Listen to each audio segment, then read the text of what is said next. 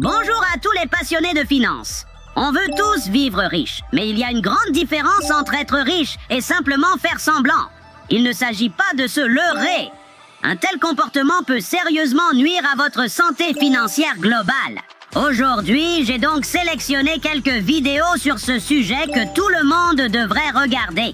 Commençons. Arrête de faire semblant d'être riche. Arrête de te faire passer pour ce que tu n'es pas. Si tu n'as pas un rond, agis comme tel. Pourquoi? Parce que tu es fauché. Tu gagnes 60, 90 ou 160 par an, mais tu n'as rien. Tu croules sous les paiements, hors de contrôle. Tu te pavanes. Tu te fais passer pour quelqu'un d'important. Au Texas, on appelle ça tout un chapeau et pas de bétail.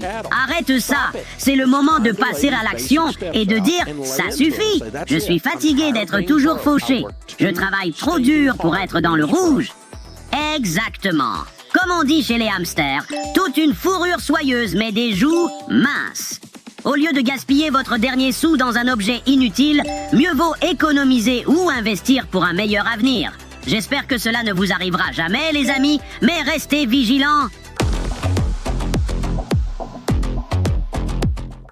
Quand on dépense jusqu'au dernier sou, la situation devient grave. Certains semblent avoir de l'argent à première vue, mais un examen approfondi révèle que les choses ne sont pas aussi bonnes qu'elles le paraissent. C'est un scénario où il faut être particulièrement prudent. Vous avez 100 000 $ de dette, dont 40 pour une voiture, 69 en prêt étudiant et vous avez 45 000 $ en banque. Vous ne pouvez pas vous permettre cette voiture. Vendez-la, prenez 10 000 $ de votre compte bancaire et achetez-en une autre à 10 000 $. Ensuite, vous devez utiliser le reste de l'argent pour payer le prêt étudiant. Ensuite, il faut se serrer la ceinture. Riz et haricots, c'est tout ce qu'il y a. Budget ultra restreint. Fini la vie de rêve jusqu'à ce que le prêt étudiant soit remboursé parce que le programme fédéral de pardon de prêts étudiants privés est une vraie blague. Voilà une bonne analyse du fond du problème. Investir dans l'éducation peut être une bonne idée, mais comprenez bien les conditions de vos prêts. Et souvenez-vous, amis, même si vous fréquentez des établissements d'enseignement, ne manquez pas nos nouveaux épisodes. Ici, on apprend sur les finances gratuitement. Ravi de vous avoir vu. À la prochaine et rappelez-vous, les hamsters sont puissants. Un pour tous et tous pour un.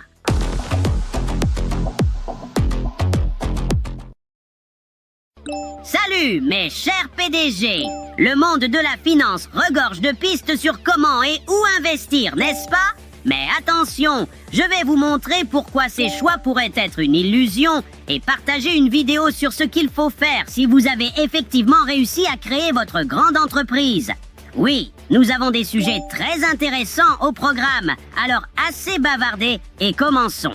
Quand je faisais du commerce en ligne, on mettait en avant le commentaire le plus liké, du genre « Hé les gars, j'ai trouvé une annonce moins chère », parce que les gens réagissent en se sentant plus intelligents, et donc ils vont sur Google.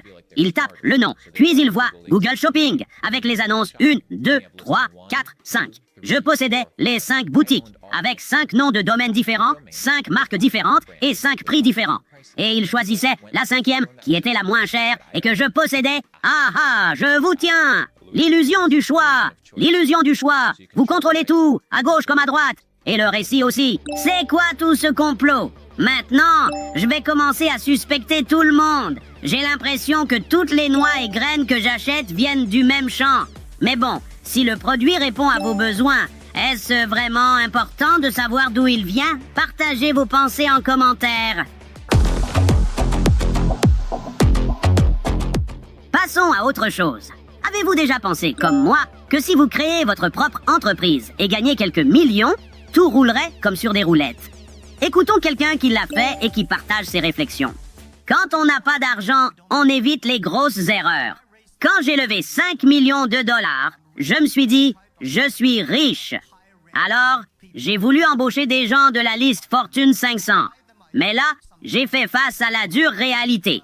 Par exemple, je voulais un plan marketing pour mon produit. J'ai demandé à mon vice-président du marketing et il m'a dit qu'il avait fait des plans pour 30 millions de dollars. Je lui ai répondu que je n'avais que 5 millions et il m'a dit « Jack, je n'ai jamais fait de plan en dessous de 20 millions. » Et là, j'ai compris mon erreur. quand ton entreprise est un modeste tracteur, ne tente pas d'y mettre un moteur de Boeing 747.